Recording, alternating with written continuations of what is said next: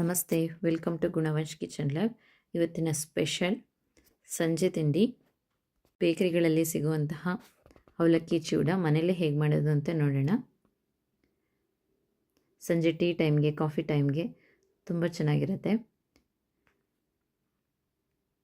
ಮಕ್ಕಳೆಲ್ಲ ತುಂಬ ಇಷ್ಟಪಟ್ಟು ತಿನ್ನುವಂತಹ ಅವಲಕ್ಕಿ ಚಿವಡ ಮಾಡೋದು ಹೇಗೆ ಅಂತ ಇವತ್ತಿನ ವೀಡಿಯೋದಲ್ಲಿ ತೋರಿಸ್ಕೊಡ್ತಾ ಇದ್ದೀನಿ. ಹಾಗಾದರೆ ತಡ ಮಾಡದೆ ವಿಡಿಯೋ ಸ್ಟಾರ್ಟ್ ಮಾಡೋಣ.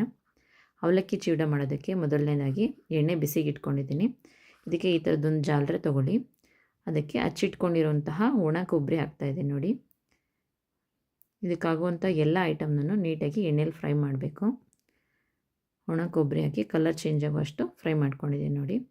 ಅದಕ್ಕೀಗ ಒಂದು ಬೊಟ್ಲಷ್ಟು ಕಡಲೆ ಬೀಜ ಹಾಕ್ಕೋತಾ ಇದ್ದೀನಿ. ಕಡಲೆ ಬೀಜನೂ ಅಷ್ಟೇ ನೀಟಾಗಿ ಕರ್ಕೋಬೇಕು ಎಣ್ಣೆಯಲ್ಲಿ ನೋಡಿ. ಈಗ ಇದು ಕರ್ದಿದ್ದಾಗಿದೆ. ಇದನ್ನೀಗ ಪಕ್ಕಕ್ಕೆ ಎತ್ತಿಟ್ಕೋತಾ ಇದ್ದೀನಿ. ಅದಕ್ಕೆ ಈಗ ಒಂದು ಬಟ್ಲಷ್ಟು ಹುರ್ಗಡ್ಲೆ ಹಾಕೋತಾ ಇದ್ದೀನಿ ನೋಡಿ. ಕಡಲೆನೂ ಈಗ ಎಣ್ಣೆಲಿ ಕರ್ತಿದ್ದೀನಿ. ಕಡಲೆಯನ್ನು ತುಂಬ ಕರಿಯೋ ಅವಶ್ಯಕತೆ ಇಲ್ಲ, ಇಷ್ಟ ಆದರೆ ಸಾಕಾಗುತ್ತೆ. ಅದಕ್ಕೀಗ ಸ್ವಲ್ಪ ಗೋಡಂಬಿ ಹಾಗೆ ಬಾದಾಮಿ ಅದನ್ನು ಎಣ್ಣೆಲಿ ನೀಟಾಗಿ ಫ್ರೈ ಮಾಡ್ಕೋಬೇಕು. ಇದಕ್ಕೆ ಈಗ ಒಣ ದ್ರಾಕ್ಷಿನೂ ಹಾಕಿ ಎಣ್ಣೆಯಲ್ಲಿ ಕರಿತಾ ಇದ್ದೀನಿ ನೋಡಿ. ದ್ರಾಕ್ಷಿ ಈ ರೀತಿ ಗುಂಡು ಗುಂಡಕ್ಕಾಗೋ ಥರ ಕರ್ಕೊಳ್ಳಿ.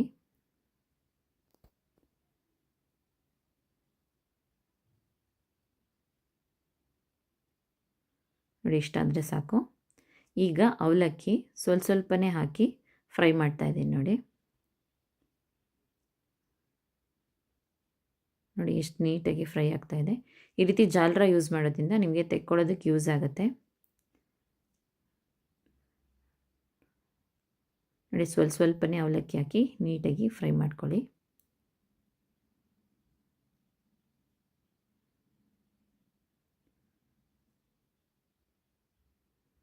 ನೋಡಿ ಎಷ್ಟು ನೀಟಾಗಿ ಫ್ರೈ ಆಗ್ತಾಯಿದೆ.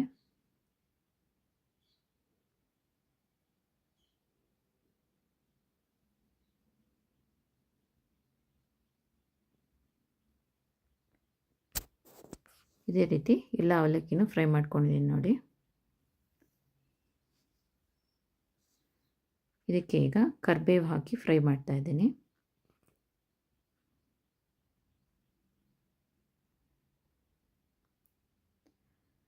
ಕರಿಬೇವು ಸ್ವಲ್ಪ ಕ್ರಂಚಿ ಆದಮೇಲೆ ಇದಕ್ಕೆ ನೋಡಿ ಅದನ್ನು ತೆಕ್ಕೋತಾ ಇದ್ದೀನಿ. ಈಗ ಜಜ್ಜಿಟ್ಕೊಂಡಿರುವಂತಹ ಒಂದು ಬೆಳ್ಳುಳ್ಳಿನೂ ನೀಟಾಗಿ ಎಣ್ಣೆಯಲ್ಲಿ ಕರ್ಕೋಬೇಕು.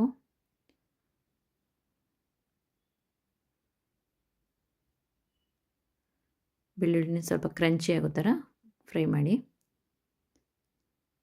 ನೋಡಿ. ಇದೀಗ ಆಗಿದೆ. ಇದಕ್ಕೀಗ ಕಟ್ ಮಾಡಿ ಇಟ್ಕೊಂಡಿರುವಂತಹ ಒಣ ಮೆಣಸಿನ್ಕಾಯಿ,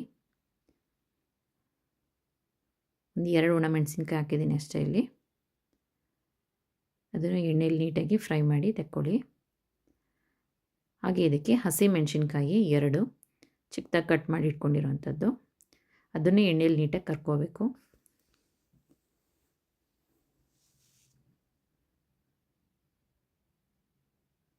ನೋಡಿ, ಕರೆದಿರೋಂತಹ ಎಲ್ಲ ಐಟಮು ಇಲ್ಲಿ ಒಂದು ಕಡೆ ಇಟ್ಕೊಂಡಿದ್ದೀನಿ.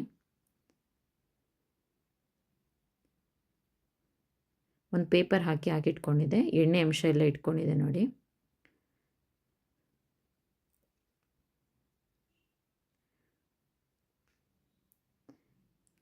ನೋಡಿ, ಇದು ಕರೆದಿರೋಂಥ ಅವಲಕ್ಕಿ. ಇದಕ್ಕೀಗ ಮಸಾಲ, ಇದು ಉಪ್ಪು ಹಾಕೋತಾ ಇದ್ದೀನಿ, ಹಾಗೆ ಸ್ವಲ್ಪ ಗರಂ ಮಸಾಲ, ಹಾಗೆ ಸ್ವಲ್ಪ ಖಾರದ ಪುಡಿ. ನಿಮ್ಮ ಖಾರಕ್ಕೆ ಜಾಸ್ತಿ ಬೇಕು ಅಂದರೆ ಜಾಸ್ತಿ ಹಾಕ್ಕೊಳ್ಳಿ. ಸ್ವಲ್ಪ ಅರಿಶಿನದ ಪುಡಿ, ಸ್ವಲ್ಪ ಚಾಟ್ ಮಸಾಲ, ಹಾಗೆ ಆಮ್ಚೂರು ಪೌಡರು, ಸ್ವಲ್ಪ ಸಕ್ಕರೆ ಪುಡಿ, ಇಷ್ಟನ್ನು ಹಾಕಿ ನೀಟಾಗಿ ಮಿಕ್ಸ್ ಮಾಡ್ಕೊಳ್ಳಿ.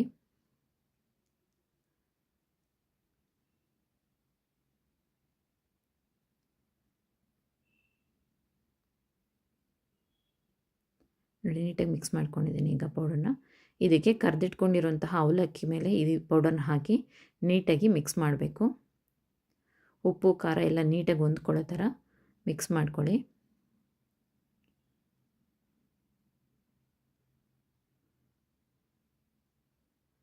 ನೋಡಿ, ಇದೀಗ ಮಿಕ್ಸ್ ಮಾಡಿದ್ದೀನಿ. ನಿಮ್ಮ ಖಾರಕ್ಕೆ ಎಷ್ಟು ಬೇಕು ಅಂತ ನೀವು ನೋಡಿಕೊಂಡು ಇನ್ನು ಸ್ವಲ್ಪ ಖಾರ ಹಾಕೋಬೋದು. ಇದಕ್ಕೆ ನಾನು ಸ್ವಲ್ಪ ಮಿಕ್ಸ್ಚರ್ ಸೇರಿಸ್ತಾ ಇದ್ದೀನಿ.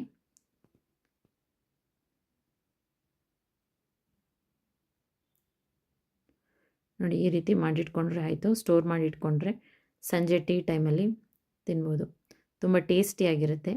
ಬಿಸಿ ಬಿಸಿ ಕಾಫಿ ಅಥವಾ ಬಿಸಿ ಬಿಸಿ ಟೀ ಜೊತೆ ತುಂಬ ಟೇಸ್ಟಿಯಾಗಿರುತ್ತೆ. ಈ ವಿಡಿಯೋ ನಿಮ್ಗೆ ಇಷ್ಟ ಆಯಿತು ಅಂದ್ಕೋತೀನಿ. ಧನ್ಯವಾದಗಳು.